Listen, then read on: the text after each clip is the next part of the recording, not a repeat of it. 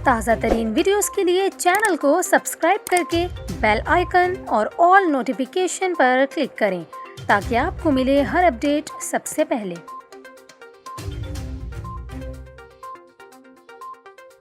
और अभी आपको ख़बर दें, सिंध हुकूमत ने ईद उल अज़हा की तातीलात का ऐलान कर दिया। आपको बताएं कि सिंध हुकूमत की जानिब से जारी नोटिफिकेशन के मुताबिक सूबे में 20 जुलाई बरोज़ मंगल से 22 जुलाई बरोज़ जुमेरात तक ईद उल अज़हा की तातीलात होंगी।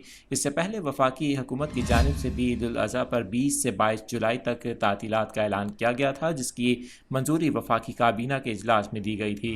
आपको बताएं कि इससे कबल ये खबरें भी सामने आ रही थी कि हुकूमत इस बार ईद उल अज़हा पर 9 छुट्टियाँ देने का इरादा रखती है। ताहम इस बारे में बाद में फ़ैसला किया गया और बताया गया कि इस बार सिर्फ 3 छुट्टियां दी जाएंगी, जिसकी मंजूरी बाद वफाकी काबीना की जानिब से दी गई।